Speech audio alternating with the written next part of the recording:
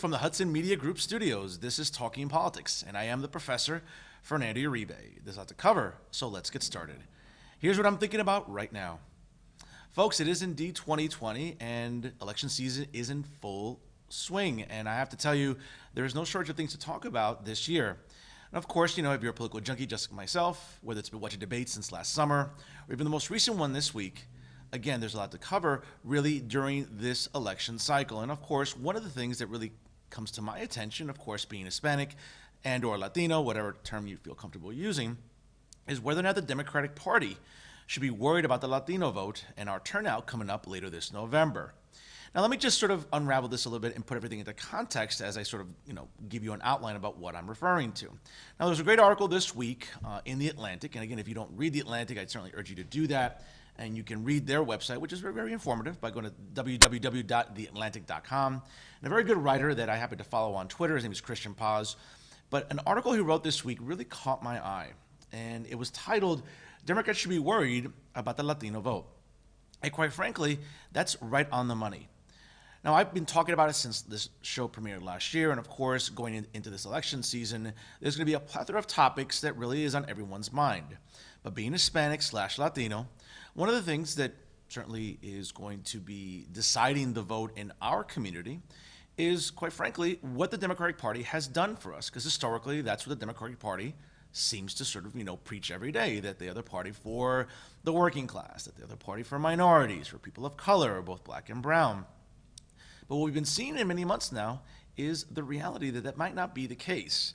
And again, in the article I just referenced with The Atlantic, the author really lays it out for us. And you know what? Democrats not only should be worried, they should be downright terrified. Now, let me just sort of, give you a little bit here just to sort of make you understand why our demographic and our community could ultimately decide the election this coming November.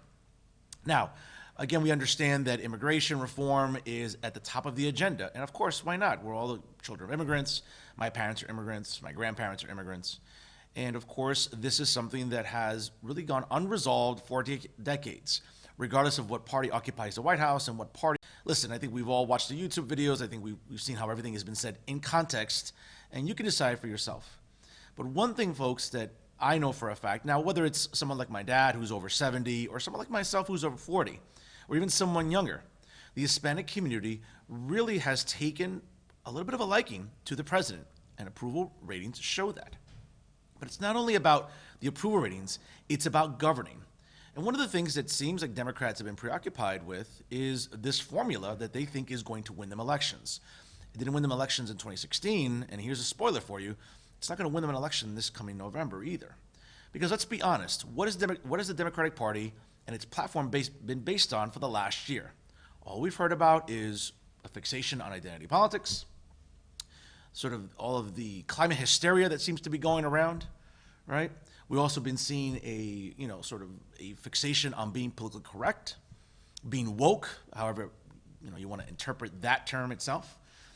At the same time, looking at social engineering, policing thought, or even encouraging perpetual victimhood. And here's my new one that I think that really that the Democratic Party is notorious for, is sort of pushing, this sort of multicultural gibberish that seems to sort of dominate the narrative.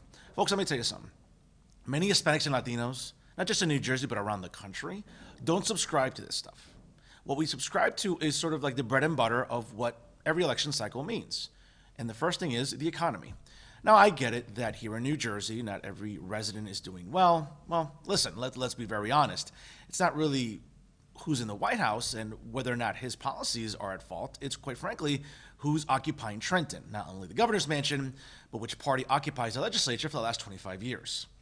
We've also seen Hispanic home ownership skyrocketing in the last 20 years, and quite frankly, it's been at its highest in 2018 and 2019, and now going to 2020 as it's ever been.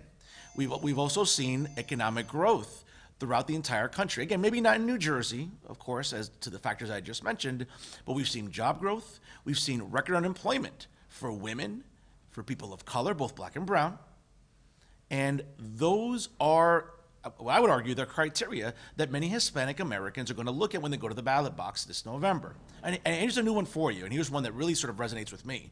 Now, again, I'm not an attorney, And while being an academic, I'm someone that has studied law, to some extent, in my graduate studies. But one of the things that I applaud the president for is picking centrist judges. I don't like liberal activism from the bench. Okay, it's not about legislating with your feelings. It's not about deciding case law based on what's in your heart. It's about what's written in the rule of law. And whether you like it or not, what we've seen in the last 2 years is well over 50 judges being nominated and subsequently appointed to the federal judiciary.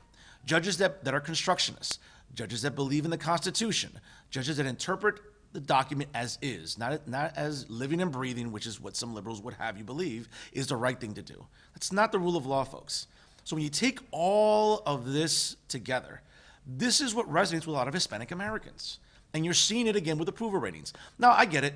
Publicly, maybe a lot of Hispanics don't want to sort of tell their colleagues, their family members, or anyone else around them that they support the president. They'll do it privately during Christmas and Thanksgiving, birthday parties, happy hours, whatever. They'll do it privately.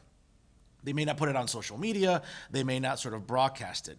But folks, within our community, and listen, and I get it, and I've talked about this at length on this program, the president lacks decorum. He lacks civility. Listen, I'm over 40. I've been lucky enough to live through a pretty good handful of presidents in my lifetime. And they've all acted very presidential, I would say with a certain amount of tactfulness, and I think, again, civility. Now, again, if you voted for Donald Trump based on any of these aforementioned attributes, then I would just call you crazy because he's never exhibited any of them. But for a lot of us, especially in the Hispanic community, we don't care about that stuff. We care about governing. We care about results. And what have we seen? We've seen, again, record low unemployment. We've seen an economic boom, not only in the stock market, but also in job creation. And folks, and here's a newsflash for you when it comes to looking at the economy in such a way that I think is more practical. Now listen, this is not an econ course, but I'm going to spell it out for you. Yes, a lot of Obama followers will tell you, well, this is Obama's economy. Folks, from fiscal year 2016, which starts, July 1st, 2016, to the following year, June 30th, 2017, yes, those economic policies correspond to the 44th president. But from that moment on, up until the present, this is the president's economy. This is the 45th president's economy. And this is one of the things that really I think people need to sort of grasp a little bit and at least get behind. Listen, you don't have to like the guy. I oftentimes don't like the guy. But he's getting results. He's governing the way a lot of people, specifically over 61 million people, voted for. And again, within the Hispanic community, approval ratings are rising. The results are in. And if all the Democratic Party can give us is political correctness, hysteria about climate change or whatever else they want to come up with, whatever the new term is, identity politics, multicultural gibberish, you can have all that, but that's not going to win you elections. It didn't before. It's not going to happen this year again. And I'm hoping that within at least our community that we realize that. A lot of us are. The approval ratings show it. And I'll tell you right now, Democrats shouldn't be worried about the Latino vote. They should be downright terrified because you know what? That could prove the momentum this November. And that's what I'm thinking about right now. Don't forget to catch Fernando's podcast at blogtalkradio.com/talkonthehudson. New episodes available every Wednesday night at 9 p.m.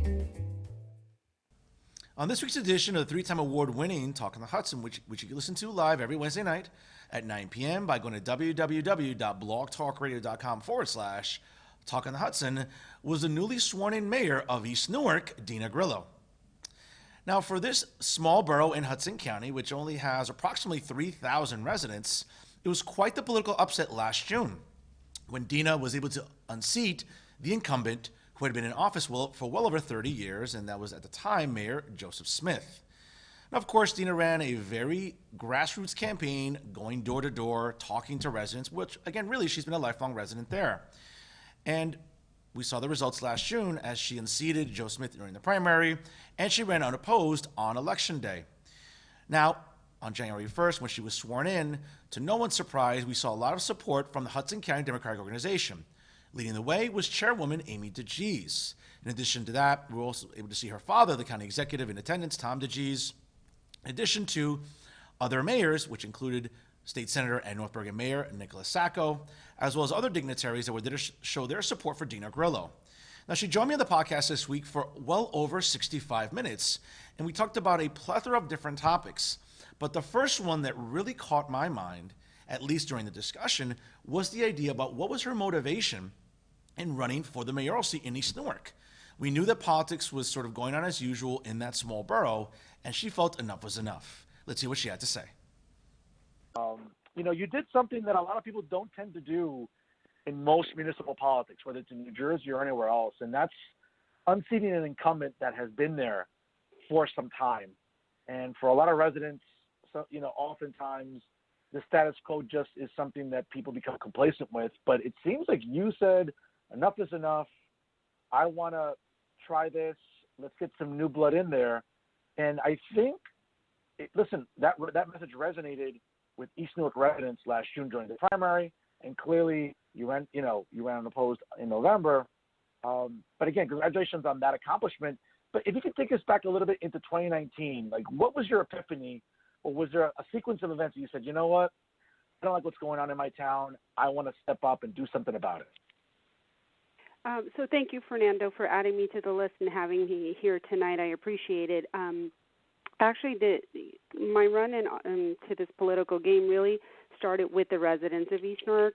Many of us have felt exactly what you said. It was complacent. It was the same thing over and over. We weren't moving forward. And actually, residents came to me. They've known me. I've been here all my life. Grew up here, graduated from the grammar school here, was on the fire department, everything that you've read during my campaign. And the people who knew me knew that I'm the kind of person that will go in, roll up her sleeves, and do the job, learn where you have to learn, do what you have to do. And it just came to a point where you really couldn't even talk to the prior administration. And so I threw my hat in the ring, and it worked out. As you can tell, she was animated and motivated with her residents, and of course, it showed at the ballot box when she unseated the former 32-year incumbent. Now, moving along during the interview, we also talked about really how surreal of a feeling it was in terms of the turnout during her swearing-in ceremony. As I mentioned, some of the dignitaries before were in attendance, and they showed their support for the new mayor. Now, I know that obviously, your swearing-in got a lot of coverage locally and also statewide on NG.com, a few of the local outlets, Hudson County View, the Jersey Journal, the Reporter.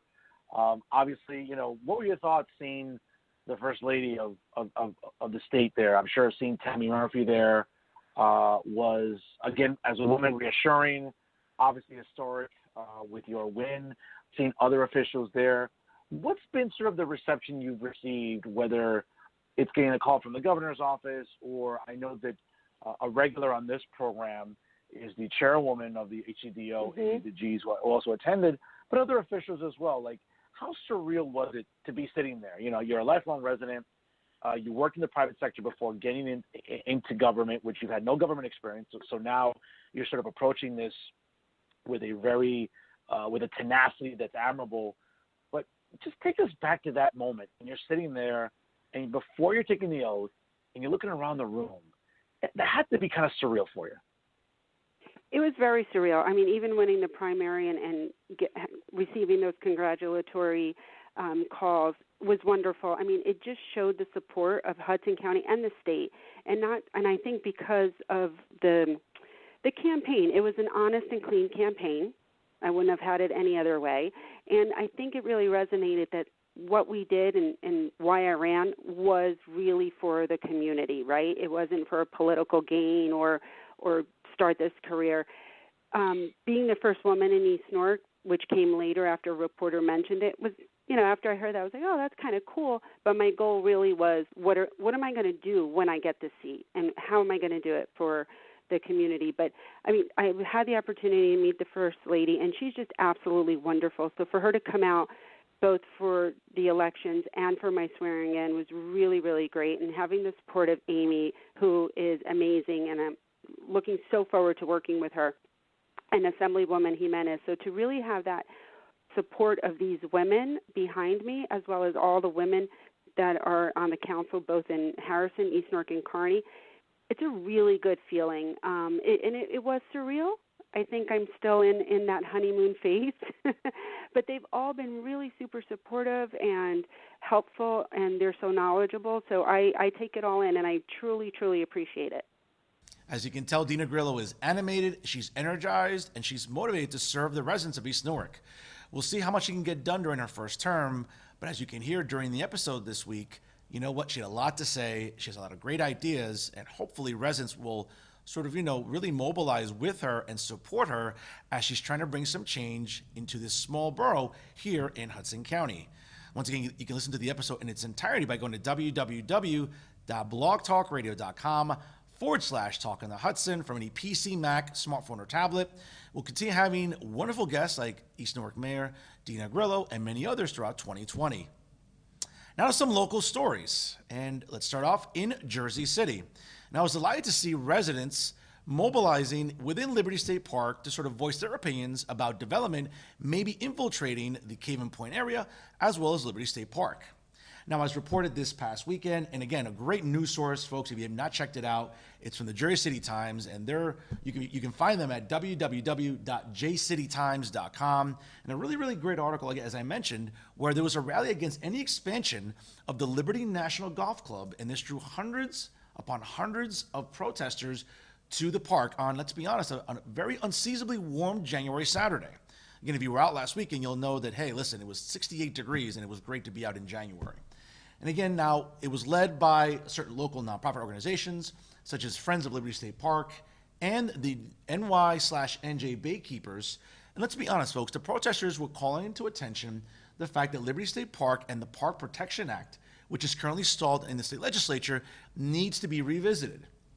Now, again, the Liberty State Protection Act would limit development in the state park and protect Cave and Point, which is indeed a 22-acre salt marsh and migratory bird habitat.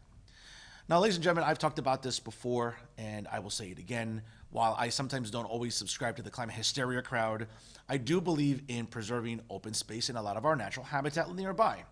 Now, listen, I know you might say to yourself, well, that seems a little bit hypocritical, Fernando, but it isn't. Listen, I can still be a fan of the environment and want to make sure that development doesn't harm any nearby habitat, but at the same time, whether or not I subscribe to sort of like the climate hysteria that we see in the local news or even in the state and sort of national news cycles, I think remains to be seen.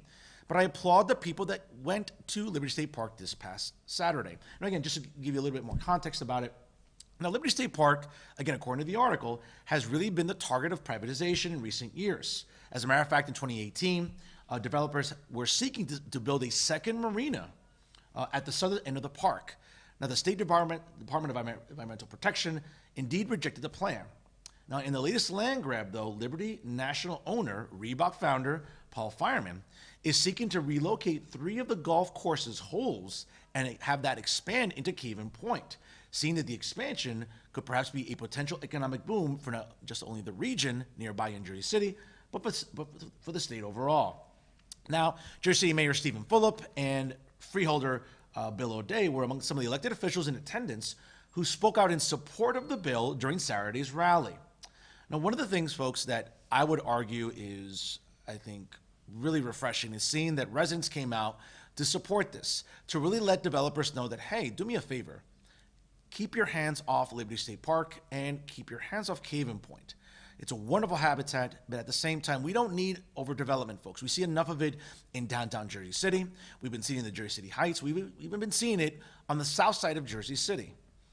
And without a doubt, I think residents alike, regardless of what district or what ward you're in within Hudson County's largest city, they have a right to go out there and voice their opinions.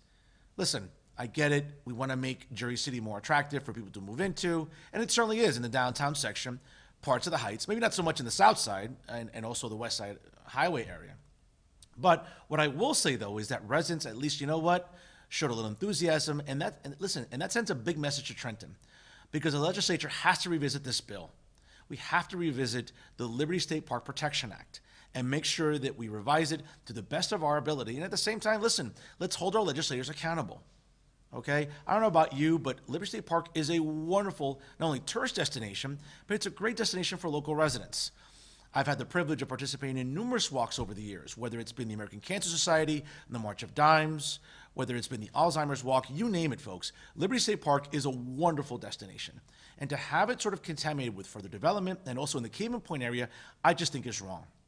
Now, whether or not that symbolizes greed, hey, listen, that's up to you to decide. But you know what? When I saw the turnout this past Saturday, hey, it brought a smile to my face. Because regardless if it was a nice weather day or it wasn't, I assure you people would have come out and it would have shown their support as to why this area, specifically in the marina of Liberty Harbor, needs to remain intact. And I'm glad that, again, Jersey City Mayor Stephen Fulop and Freeholder Bill O'Day led the charge there, and I'm hoping that people in Trenton are indeed listening. Staying in Jersey City, and I reported on this last week, and of course it's going to continue to be a hot button issue throughout 2020. And once again, a shout out to the Jersey City Times for another wonderful article this week with their online publication. Folks, there were indeed charges of political opportunism and even racism, and those themes dominated the city council meeting last week in Jersey City, as the council did indeed approve a Board of Education referendum, which will be on the ballot this coming November. Let me just give you some details here just to sort of put into context. It was quite a fiery, and listen, as a WWE fan, I liked a little bit of sort of like the chaos in the room, and I'm glad that it really didn't escalate into anything sort of violent or physical. But I want to tell you something. If you want to see people come to the podium during the public portion and really chew out the city council, well, let me tell you something. You can check it out on YouTube and all the other local news outlets, because you know what? It was definitely entertaining. But even beyond the comedy and the humor lies a very serious issue, though, folks. Folks, listen, in 2019, we saw Jersey City residents mobilize about the Airbnb referendum. And I can assure you that in 2020, this might just be the tipping point for Jersey City residents. Now, again, not every municipality in Hudson County or even statewide in New Jersey has a Board of Education in which the residents, taxpayers, parents, vote for them. But in Jersey City, thankfully, that is indeed the case. Now, one of the things that I argued last week was, listen, Jersey City Mayor Stephen Fulop really garnered so much goodwill because of his leadership during the tragic events in late December, during the anti-Semitic attacks that happened on the South Side. And of course, again, I applauded on this program and also on my podcast the leadership of Stephen Fulop for standing up not only for the Jewish community, but for all of us, for just denouncing hate and for recognizing anti-Semitism when we see it right in front of our faces. But the problem was that all that political capital Stephen Fulop won during that show of leadership really went down the tubes in terms of his proposal, or at least his desire to see the Board of Education become an appointed body. Folks, listen, I'm always nervous about these sort of decisions because it could sort of reap of nepotism and cronyism, which we've seen in other municipalities throughout the Garden State. Now, again, I don't know what prompted Stephen Fulop to sort of get behind this, but I can assure you, and if you saw it during the city council meeting, which lasted well over 3 hours, residents are not going to let this happen. Whether it's the Jersey City, Education Association, whether it's parents, teachers, activists, you name it. They're going to be very animated in 2020 to make sure that this referendum gets defeated this coming November. Again, folks, I can't really figure out what the motivation is for Stephen Fulop with this. Again, he's running for mayor in 2021, and you would hope that whatever goodwill, again, that he garnered at the end of 2019 with his leadership would carry over into 2020 and subsequently into 2021. Now, yes, he has a considerable war chest in terms of fundraising, so he'll be the perennial favorite for mayor in 2021. But to sort of get behind a move like this is just questionable. And I don't know why the mayor would even decide to do this. And why the city council would even sort of vote to put this on a ballot sort of boggles my mind as well. We'll see in the coming months what happens with sort of the narrative as it pertains to this possible referendum. I'm hoping at some point maybe the city council revisits this sometime this year and maybe we'll remove it off the ballot. It's a bad idea, folks. Sort of the notion of let's put something on the ballot to allow parents and taxpayers the right to vote for Board of Education trustees just seems counterproductive. Let's keep the system as is. Listen, parents want accountability. Teachers want accountability. We get that with voting for trustees for any Board of Education, not being appointed by the mayor or a city or town council. That's not what we want. And I don't know why Jersey City's pursuing this, but I can tell you one thing. If you read social media, if you read anything online, or if you even read the recent print publications, such as the Jersey Journal or the Hudson Reporter alike, residents are up in arms, and they're going to continue to be up in arms because, quite frankly, folks, this is just wrong. And I'm hoping that throughout 2020, we'll see that narrative sort of present itself. Listen, we'll see a lot of money being poured into these campaigns. We might see some flyers, some online ads, but at the end of the day, I'm hoping that parents, teachers, activists, everybody mobilizes and they'll defeat this referendum coming up this November. Listen, it's still 11 months away, and a lot can happen in Jersey City. People can change their minds. The mayor may have a change of heart, but as it's looking right now, this could spell doom for the mayor. It could spell doom for his desire to seek a third term in 2021. Don't forget to catch Fernando's podcast at blogtalkradio.com/talkonthehudson. New episodes available every Wednesday night at 9 p.m. And that's this week's edition. For more of the excellent programming offered by the Hudson Media Group, check out their websites, www.hmgtvshows.com and also www.livestream.com/HMGTV. Don't forget to like the Hudson Media Group on Facebook and also follow them on Instagram and Twitter. In addition, the Hudson Media Group is proud to partner with NJ On Air to bring you outstanding programming also online. You can check out their website, www.njonair.com. Don't forget to like them on Facebook and also follow them on Instagram and Twitter. Lastly, folks, you can check out the 3-time award-winning podcast, Talk on the Hudson, every Wednesday night live by going to www.blogtalkradio.com/Talk on the Hudson. You can download the episodes and listen to them anywhere, anytime from any PC, Mac, smartphone, or tablet. We've had great guests early right now in January. We'll continue having them throughout 2020. We'll be talking about the issues that matter most to you, the Hudson County residents, and quite frankly, what's happening on the local political scene, as well as the state and national political climate. Again, we'll have a lot to discuss in the coming year, so hopefully you continue tuning into the podcast and continue tuning into all the outstanding programming brought to you by the Hudson Media Group and NJ On Air. Folks, again, thank you so much for joining us this week, and never forget, if it's unbiased, unfiltered, and unafraid, you know it's always Talking Politics with me, Fernando Uribe. Thank you so much for watching.